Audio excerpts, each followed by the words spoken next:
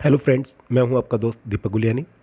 आज हम international marketing का एक बहुत ही important topic difference between domestic marketing and international marketing पढ़ेंगे। उम्मीद करता हूं दोस्तों आपने हमारा previous video lecture international marketing mix जरूर देखा होगा। अगर आपने नहीं देखा है तो उसका लिंक आपको डिस्क्रिप्शन बॉक्स में मिल जाएगा। दोस्तों, अगर आपने अभी तक इस वीडियो चैनल को सब्सक्राइब नहीं किया है तो जरूर करिए, ताकि आपको हमारे आने वाली हर वीडियो को नोटिफिकेशन सबसे पहले मिल सके। Let's start. आज हम डिस्कस करेंगे difference between domestic marketing and international marketing, यानी कि domestic marketing versus international marketing. इनमें किस चीज़ का डिफरेंस है, कहाँ पर ये दोनों एक से बिल्कुल हटकर होते हैं। ये एग्ज़ाम पॉइंट ऑफ से बहुत इंपॉर्टेंट क्वेश्चंस है, कई बार इसके ऊपर क्वेश्चंस आता है एग्ज़ाम में, तो वन बाय वन डिस्कस करेंगे। सबसे पहले मीनिंग। देखिए, डोमेस्टिक मार्केटिंग क्या है। डोमेस्टिक मार्केटिंग जो है वो वास्तव में एक कंट्री की बाउंड्रीज़ के दायरे में की जाती है। तो इसलिए जो उसका ज्योग्राफिकल एरिया है वो बहुत लिमिटेड होता है, यानी कि एक पर्टिकुलर कंट्री में ही वो अपनी मार्केटिंग एक्टिविटीज़ को फुलफिल करते हैं। जहाँ दूसरी ओर इंटरनेशनल मार्केटिंग का सवाल है, वो डिफरेंट नेशंस में ट्रेड करते हैं, डिफरेंट नेशंस में मार्केटिंग एक्टिविटी चलाते हैं अक्रॉस द वर्ल्ड, इनके पूरे वर्ल्ड के अंदर। और एक कंट्री में गुड्स प्रोड्यूस होता है, लेकिन उसको जो मार्केटेड है, यानी कि उसको जो एक तरीके से उसको बेचा जाता है, वो पूरे वर्ल्ड में बेचा जाता है। इसलिए जो ज्योग्राफिकल एरिया है इंटरनेशनल मार्केटिंग में, वो डोमेस्टिक मार्केटिंग के कंपैरिजन में काफ़ी वाइड होता है, यानी कि काफ़ी बड़ा होता है। सेकेंड जो डिफरेंस आता है दैट इज़ करेंसी। देखिए, डोमेस्टिक मार्केटिंग में करेंसी से रिलेटेड कोई प्रॉब्लम नहीं आती। क्यों प्रॉब्लम नहीं आती? क्योंकि पूरी कंट्री में एक ही करेंसी चलती है, इसलिए करेंसी को अरेंज करने की कोई दिक्कत या परेशानी नहीं होती। तो जो करेंसी में आप बिजनेस कर रहे हैं, उसी में आप करेंसी में गुड्स को बाय करते हैं, उसी करेंसी में आप गुड्स को सेल करते हैं, तो किसी भी तरीके से जो है मार्केटर को प्रॉब्लम नहीं आती। लेकिन इंटरनेशनल मार्केटिंग में ऐसा नहीं है। क्यों ऐसा नहीं है? क्योंकि इंटरनेशनल मार्केटिंग डिफरेंट नेशंस में की जाती है और इन डिफरेंट नेशंस की डिफरेंट करेंसीज होती है। तो इसलिए इंटरनेशनल मार्केटर को हमेशा एक प्रॉब्लम आती है कि इस करेंसी को अरेंज करने की, क्योंकि उसे उस पर्टिकुलर कंट्री में अगर पेमेंट करनी है तो हो सकता है कि उस कंट्री का जो सेलर है वो उस पर्टिकुलर करेंसी में ही पेमेंट के लिए उसको एक तरीके से फोर्स करे जो बायर है। तो उस केस में जो है इंटरनेशनल मार्केटर को हमेशा एक प्रॉब्लम आती है कि उसे डिफरेंट करेंसी में डील करना पड़ता है। कई बार अगर इंपोर्टर है तो उसे करेंसी अरेंज करके देनी पड़ती है सेलर को। और ना केवल करेंसी अरेंज करने की प्रॉब्लम आती है, एक बहुत बड़ी प्रॉब्लम जो आती है वो आती है करेंसी के एक्सचेंज रेट की। इन डिफरेंट करेंसी के जो एक्सचेंज रेट होते हैं, इनकी जो फॉरेन करेंसी के जो एक्सचेंज रेट होते हैं, वो फ्लक्चुएट होते रहते हैं, बदलते रहते हैं। आपने बहुत बार सुना होगा डॉलर जो है वो महंगा हो गया, या डॉलर जो है वो सस्ता हो गया। इसी तरीके से यूरो महंगा हो गया या यूरो सस्ता हो गया, या ब्रिटिश पाउंड महंगा हो गया या ब्रिटिश पाउंड सस्ता हो गया। तो उनकी जो रेट्स हैं वो सडनली चेंज होते रहते हैं। तो वो हमेशा ही एक प्रॉब्लम रहती है इंटरनेशनल मार्केटर के लिए, क्योंकि उसके लिए अपने प्रॉफिट या लॉस को जज करना या गैस करना, एक तरीके से पेमेंट को अरेंज करना हमेशा ही एक प्रॉब्लम रहता है। थर्ड डिफरेंस जो आता है वो आता है इकोनॉमिक पॉलिसीज। देखिए, जहाँ तक सवाल है डोमेस्टिक मार्केटिंग, वहाँ पर ये इकोनॉमिक पॉलिसीज़ की प्रॉब्लम कम आती है। क्यों आती है? क्योंकि एक नेशन में जो डिफरेंट टाइप की जो इकोनॉमिक पॉलिसीज़ होती हैं, उन्हें क्योंकि सेम गवर्नमेंट रेगुलेट कर रही है, इसलिए जो पॉलिसीज़ होती हैं वो यूनिफॉर्म होती हैं। यानी कि जो पॉलिसी एक पर्टिकुलर स्टेट पे एप्लीकेबल होती है वही ऑलमोस्ट पूरे कंट्री में एप्लीकेबल होती है। तो जो कंट्री के डिफरेंट पार्ट्स हैं वहाँ पर पॉलिसी में कोई खास चेंज नहीं आता। जैसे फिस्कल पॉलिसी हो गई या मॉनेटरी पॉलिसी हो गई, इंडस्ट्रियल पॉलिसी हो गई, लाइसेंसिंग पॉलिसी होगी, वो पूरे ऑल ओवर कंट्री में लगभग सिमिलर रहती है, उसमें कोई ज़्यादा चेंज नहीं आता। लेकिन इंटरनेशनल मार्केटिंग में ऐसा नहीं है। क्यों ऐसा नहीं है? जैसा मैंने पहले डिस्कस किया, क्योंकि इंटरनेशनल मार्केटिंग में आपको डिफरेंट नेशंस में ट्रेड करना है, डिफरेंट नेशंस में मार्केटिंग करनी है। तो वहाँ क्या होता है कि एक कंट्री की जो इकोनॉमिक पॉलिसीज़ हैं वो दूसरी कंट्री की इकोनॉमिक पॉलिसी से बहुत ज़्यादा चेंज होती हैं। ऐसा नहीं है कि एक कंट्री की इकोनॉमिक पॉलिसी बिल्कुल सिमिलर हो दूसरी कंट्री की, उनमें काफ़ी डिफरेंस पाया जाता है। तो इसलिए इंटरनेशनल मार्केटर के लिए बहुत मुश्किल होता है इन डिफरेंट नेशंस की डिफरेंट इकोनॉमिक पॉलिसीज़ को अंडरस्टैंड करना और फिर उसके अकॉर्डिंग जो है अपने गुड्स को बनाना, मैन्युफैक्चर करना या मार्केटिंग करना। ये हमेशा एक बहुत बड़ी प्रॉब्लम रहती है इंटरनेशनल मार्केटर के लिए। इसीलिए कहते हैं कि इंटरनेशनल मार्केटिंग जो है वो डोमेस्टिक मार्केटिंग के कंपैरिजन में थोड़ी सी ज़्यादा कॉम्प्लेक्स है, थोड़ी सी ज़्यादा टिपिकल है। जो फोर्थ डिफरेंस आता है that is socio culture environment.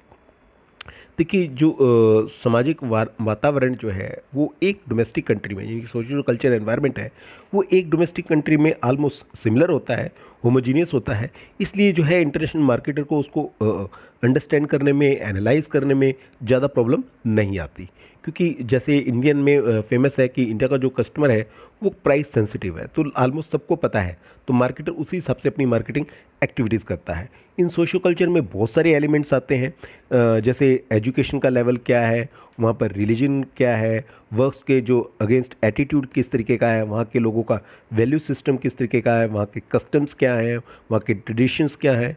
ये जो सब जो एलिमेंट्स हैं वो कहीं ना कहीं बहुत ज़्यादा इम्पैक्ट करते हैं कस्टमर के टेस्ट पर, उसके प्रेफरेंसेस पे, उसके लाइक और डिसलाइक पर। लेकिन जहाँ इंटरनेशनल मार्केटिंग का सवाल है वहाँ पर ये सिमिलरिटी नहीं होती।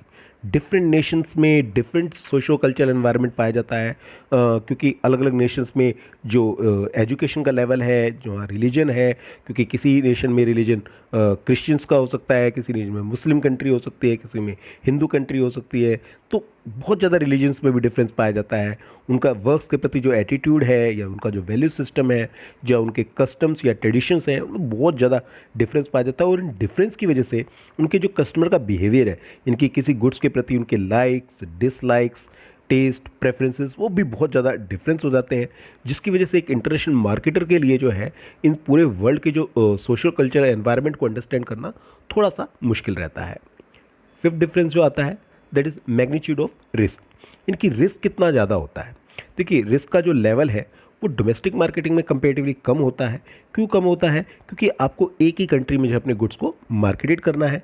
इससे फ़ायदा ये होता है कि जो ट्रैवलिंग टाइम है, इनकी गुड्स जो मार्केटर गुड्स को भेजता है, डिस्पैच करता है, तो अपने कंजम्पशन प्लेस पर पहुंचने में जिसको टाइम लगता है वो कंपेरेटिवली कम लगता है। इसलिए जो ट्रैवलिंग रिस्क है या एक तरीके से कह सकते हैं ट्रांजिट रिस्क है वो कम होता है। इसी तरीके से क्योंकि जो सेलर है, बायर है, वो एक दूसरे को जानते हैं, उनकी जो क्रेडिट वर्थिनेस है उसको आसानी से एनालाइज कर सकते हैं, इसलिए जो बैड डेट्स का रिस्क है वो भी कंपेरेटिवली कम रहता है, क्योंकि उनकी जो क्रेडिट वर्थिनेस को आसानी से पहचाना जा सकता है।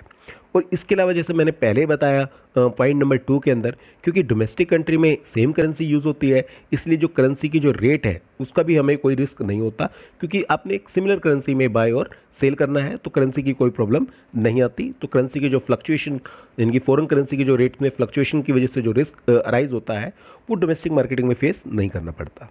लेकिन दूसरी ओर इंटरनेशनल मार्केटिंग में जो रिस्क है वो कंपेरेटिवली बहुत ज़्यादा होते हैं।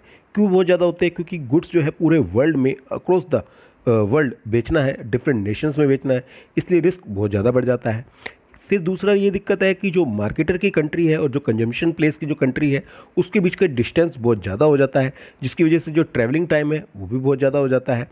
इसके अलावा अलग अलग नेशंस में जो पॉलिटिकल रिस्क है, यानी कि वहाँ की गवर्नमेंट वगैरह अगर स्टेबिलिटी कम रहती है तो वो भी एक बहुत बड़ा रिस्क है। इसके अलावा क्योंकि डिफरेंट नेशन में डिफरेंट करेंसी में आपको ट्रेड करना है तो एक्सचेंज रेट का जो फ्लक्चुएशन का रिस्क है वो भी इंटरनेशनल मार्केटर को सहना पड़ता है।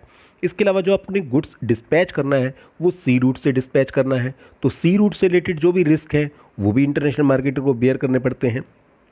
इसके अलावा क्योंकि इंटरनेशनल मार्केटर में जो सेलर है और बायर है वो डिफरेंट नेशंस में रहते हैं, तो एक दूसरे की जो क्रेडिट वर्थीनेस को पकड़ना, पहचानना कि वो अपनी पेमेंट जो है टाइमली पे कर पाएगा या नहीं कर पाएगा, अपनी उधार सही टाइम पे चुका पाएगा नहीं चुका पाएगा, इसको भी समझना बड़ा मुश्किल है। और फिर डिफरेंट नेशंस के जो कस्टमर्स हैं उनके जो टेस्ट और प्रेफरेंसेस वो भी डिफरेंट होते हैं, तो बड़ा मुश्किल हो जाता है उसको पहचानना। इसलिए एक तरीके से कंज्यूमर प्रेफरेंसेस का भी एक रिस्क जो है वो बना रहता है। 6 जो डिफरेंस आता है that is legal and political system. देखिए एक पर्टिकुलर कंट्री में डोमेस्टिक मार्केटिंग में लीगल और पॉलिटिकल सिस्टम से रिलेटेड रिस्क नहीं होता। क्यों नहीं होता? उसका रीज़न ये है क्योंकि एक कंट्री के जितने भी रूल्स होते हैं या रूल्स और रेगुलेशंस होते हैं, इनकी जो लेजिस्लेटिव रेगुलेशंस होते हैं वो सिमिलर होते हैं, इनके वो पूरे कंट्री में एक जैसे ही एप्लीकेबल होते हैं। अब डिफरेंट टाइप के जैसे लॉ होते हैं, जैसे सेल्स गुड्स एक्ट हो गया या कंज्यूमर प्रोटेक्शन एक्ट हो गया या कॉन्ट्रैक्ट एक्ट हो गया या इनकम टैक्स एक्ट हो गया, वो पूरी कंट्री में जो है एक सिमिलर वे में एप्लीकेबल होते हैं। इसलिए जो इंटरनेशनल मार्केटर है उसको इतनी ज़्यादा दिक्कत नहीं आती डोमेस्टिक मार्केटिंग में, उसको एक तरह अंडरस्टैंड करने में, और फिर उसको अगर मान लीजिए उसके बारे में थोड़ी बहुत कानूनी राय लेनी भी पड़े, वो आसानी से किसी लायर को हायर करके ले सकता है। लेकिन इंटरनेशनल मार्केटिंग में इतना आसान नहीं है। क्यों आसान नहीं है? क्योंकि जैसे मैंने बताया, क्योंकि डिफरेंट नेशंस में आपको गुड्स ट्रेड करना पड़ता है, तो डिफरेंट नेशंस के अंदर जो है डिफरेंट टाइप्स के लॉ हैं, और फिर डिफरेंट टाइप के जो इंटरनेशनल इंस्टीट्यूशंस हैं वो उसको एक तरीके से गवर्न करते हैं, जैसे WTO यानी कि world trade organisation, UNCTAD, IMF, international monetary fund etcetera. इसके अलावा रीजनल लेवल पे भी बहुत सारे ग्रुप हैं, जैसे सार्क, EU जो यूरोपियन नेशंस की EU होता है, साफ्टा, नाफ्टा, ये बहुत सारे जो है एक तरीके से रीजनल एग्रीमेंट्स हैं जिन्होंने कंट्रीज़ ने आपस में एक तरीके से एग्रीमेंट कर रखा है, और उनके जो लॉ हैं उनके बिजनेस के ऊपर गवर्न करते हैं। तो इंटरनेशनल मार्केटर को इन सारे लॉज को, इन सारे चाहे वो इंटरनेशनल लॉज है, चाहे वो जो रीजनल लेवल पे जो आपस में ग्रुप बने हुए हैं, उन सबको बहुत ज़रूरी हो जाता है इनको समझना, क्योंकि जब तक वो इनको अंडरस्टैंड नहीं कर पाएगा तब तक वो अपने गुड्स को प्रॉपर वे में मार्केटिंग नहीं कर पाएगा। सेवंथ डिफरेंस जो आता है वो आता है mobility of factors of production. देखिए, जो फैक्टर्स ऑफ प्रोडक्शन है उसकी जो मोबिलिटी है, अब डिफरेंट फैक्टर्स होते हैं प्रोडक्शन के, जैसे लेबर हो गई, कैपिटल हो गई, अदर फैक्टर्स हो गए। अब उनकी जो मोबिलिटी है वो डोमेस्टिक कंट्री में कंपेरेटिवली बहुत आसान है, इसलिए डोमेस्टिक मार्केटिंग में जो है फैक्टर्स की मोबिलिटी कंपेरेटिवली बहुत ज़्यादा होती है, उसको आसानी से हम एक जगह से दूसरी जगह शिफ्ट कर सकते हैं। लेकिन इंटरनेशनल मार्केटिंग में इतना आसान नहीं है फैक्टर ऑफ प्रोडक्शन को एक कंट्री से दूसरी कंट्री में एक तरह से मोबिल करना या ट्रांसफ़र करना। क्यों? क्योंकि बहुत सारे जो है लीगल रिस्ट्रिक्शंस आते हैं, लीगल हैंडल्स आते हैं, और उसके अलावा फिर लॉन्ग डिस्टेंसेस होती हैं, वो भी एक बहुत बड़ा एक तरीके से हर्डल है मोबिलिटी ऑफ फैक्टर्स के अंदर। इसके अलावा लैंग्वेज प्रॉब्लम आती है। मान लीजिए किसी लेबर को हम दूसरी कंट्री में भेजें, और मान लीजिए स्पेन में भेजें, और उसको ना तो इंग्लिश आती हो और ना उसको स्पेनिश आती हो, तो वो स्पेन में किस तरीके से वर्क करेगा? क्योंकि वहाँ के ज़्यादातर लोग या तो इंग्लिश बोलेंगे या फिर स्पेनिश बोलेंगे, तो वो एक बहुत बड़ा एक हर्डल है, लैंग्वेज प्रॉब्लम भी। इसके अलावा पैटर्निज्म, यानी कि जो उस देश के प्रति जो लगाव होता है वो भी एक बहुत बड़ा हर्डल है, क्योंकि जो दूसरे देश के लोग हैं वो इस तरीके के लॉ बना देते हैं कि जो बाहर के लोग हैं वो हमारे यहाँ वर्क नहीं कर सकते या इस लेवल पे वर्क नहीं कर सकते। इसके अलावा उस देश के जो कस्टम्स हैं या फिर ट्रेडिशंस हैं वो भी एक बहुत बड़ा हर्डल होते हैं इन फैक्टर प्रोडक्शन की मोबिलिटी में। तो यानी कि यूँ कह सकते हैं कि डोमेस्टिक मार्केटिंग में तो फैक्टर्स ऑफ प्रोडक्शन आसानी से मोबिल कर सकते हैं, आसानी से मूव कर सकते हैं, लेकिन इंटरनेशनल मार्केटिंग में इनका मूव करना थोड़ा सा मुश्किल रहता है। नेक्स्ट जो डिफरेंस आता है वो आता है tariff and non tariff barriers. देखिए, डोमेस्टिक मार्केटिंग में tariff and non tariff barriers वो नहीं होते। टैरिफ बैरियर्स क्या होते हैं? जो एक तरीके से मनी वे में टैक्सेस होते हैं, जैसे इंपोर्ट ड्यूटी हो गई, एक्सपोर्ट ड्यूटी हो गई, तो डोमेस्टिक मार्केटिंग में इस तरीके के कोई टैरिफ नहीं लगा जाते। जैसे नॉन टैरिफ बैरियर क्या होते हैं? नॉन टैरिफ बैरियर होते हैं जैसे कोटा सिस्टम हो गया, लाइसेंसिंग सिस्टम हो गया। तो एक कंट्री में गुड्स को एक तरीके से मूव करना या आसानी से एक जगह से दूसरी जगह ट्रांसफ़र करना बहुत ईजी होता है, क्योंकि उस तरीके के रिस्ट्रिक्शन नहीं होते। लेकिन इंटरनेशनल मार्केटिंग में डिफरेंट टाइप के जो है tariff and non tariff barrier लगाए जाते हैं, यानी कि इंपोर्ट ड्यूटी हो गई, एक्सपोर्ट ड्यूटी हो गई, कोटा सिस्टम हो गया, लाइसेंसिंग हो गया। और ये जो बैरियर है ना, ये बहुत बड़ा हर्डल क्रिएट करते हैं development of international trade and international marketing में, क्योंकि ये एक तरीके से रुकावट पैदा करते हैं, ये बहुत बड़ी दिक्कतें पैदा करते हैं। हालांकि WTO ने इसके लिए बहुत ज़्यादा वर्क किया है इसको रिमूव करने के लिए, इन बैरियर को कम करने में। नेक्स्ट जो डिफरेंस आता है दैट इज प्रोसीजरल फॉर्मेलिटीज़। देखिए, डोमेस्टिक मार्केट में जो प्रोसीजर फॉर्मेलिटीज़ यानी कि जो लिखा पढ़ी करनी पड़ती है, बहुत सारी फॉर्मेलिटीज़ पूरी करनी पड़ती है, वो कंपेरेटिवली कम होती है।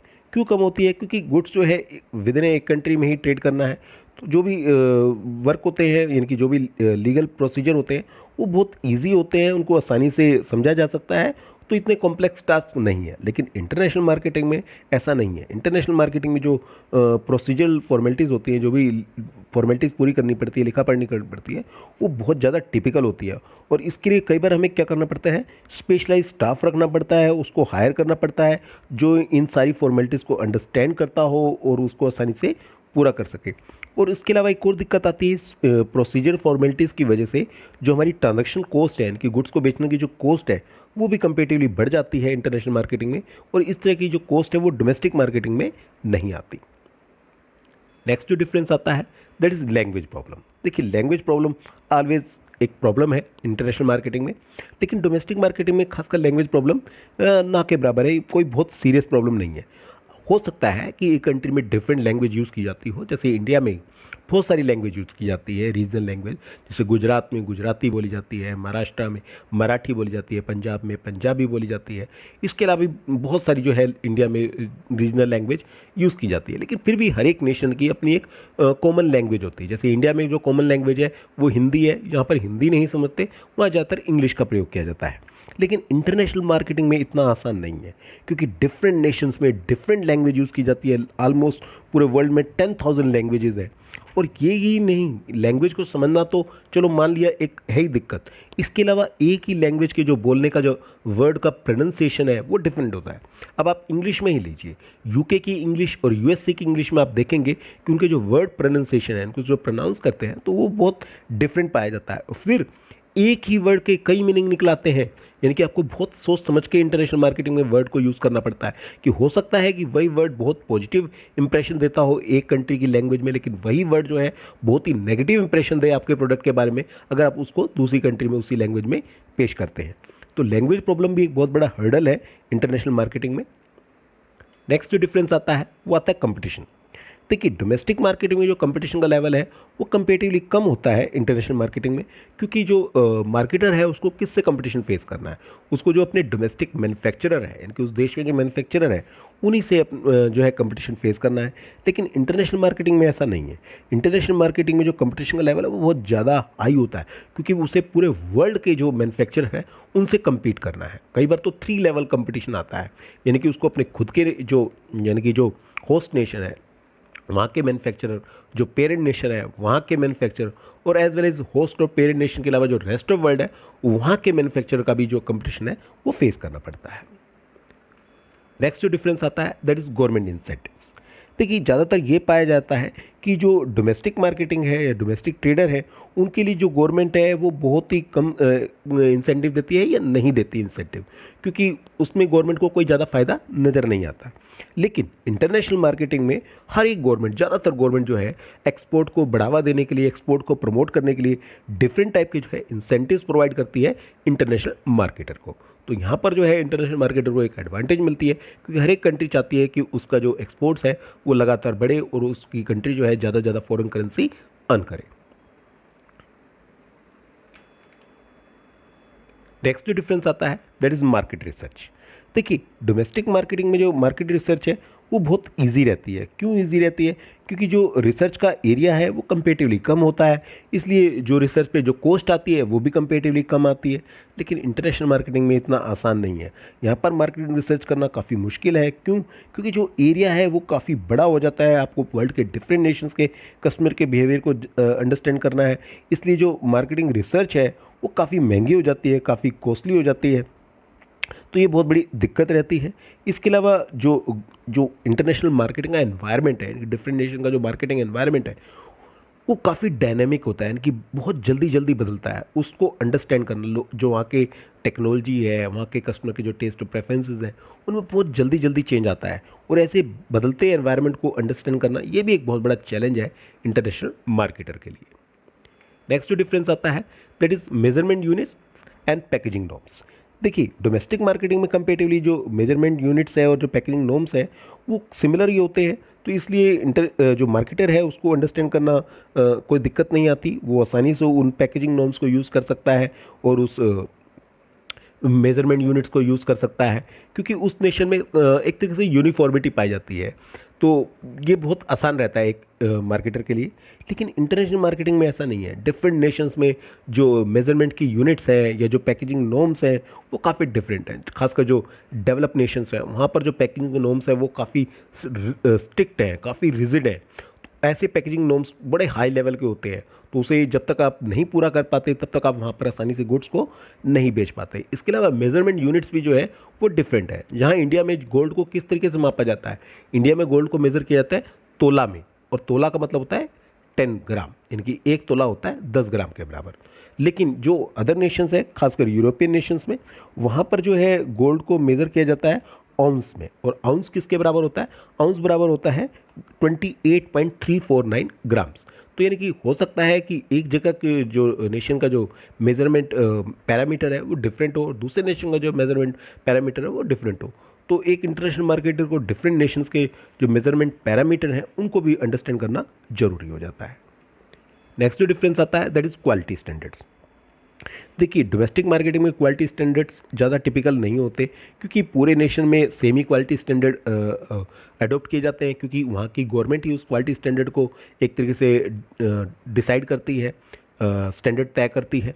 और नेचुरल बात है मार्केटर के लिए उस स्टैंडर्ड्स को रीच करना, उस स्टैंडर्ड्स को आसानी से गेट करना बड़ा आसान रहता है। अब जैसे इंडिया में खासकर जो इलेक्ट्रिक इक्विपमेंट्स हैं उसके लिए आईएसआई मार्क एक सिंपल सा क्वालिटी का स्टैंडर्ड है। अगर आपका जो इलेक्ट्रिक इक्विपमेंट है उस पर आईएसआई मार्क लगा है तो वो अपने आप में एक प्रूफ है कि वो क्वालिटी वेल क्वालिटी गुड्स है। लेकिन वहीं जो है आईएसआई मार्क जो है इंटरनेशनल मार्केटिंग में उसकी कोई वैल्यू नहीं है, क्योंकि आईएसआई मार्क ठीक है डोमेस्टिक मार्केट में उसकी वैल्यू है, हमारे इंडिया में जो उसकी वैल्यू है, लेकिन इंटरनेशनल लेवल पे इतना आसान नहीं है, क्योंकि डिफरेंट नेशंस के जो हैं डिफरेंट क्वालिटी नॉर्म्स होते हैं। तो इसलिए इंटरनेशनल मार्केटर को इन डिफरेंट क्वालिटी नॉर्म्स को अंडरस्टैंड करना पड़ता है और उसके अकॉर्डिंग अपने प्रोडक्ट को कस्टमाइज करना पड़ता है, ताकि वहाँ के जो क्वालिटी स्टैंडर्ड्स हैं उनको वो रीच कर पाए। नेक्स्ट जो डिफरेंस आता है दैट इज मार्केट करेक्टरिस्टिक्स। देखिए डोमेस्टिक मार्केट की जो करेक्टरिस्टिक्स है वो ऑलमोस्ट सिमिलर होती है, यूनिफॉर्म होती है, चाहे वो एडवर्टाइजिंग है या चैनल ऑफ डिस्ट्रीब्यूशन है, चाहे वो सेल्स प्रमोशन है, चाहे वो पर्सनल सेलिंग है, वो ऑलमोस्ट लगभग सिमिलर ही होती है ऑल ओवर द नेशन।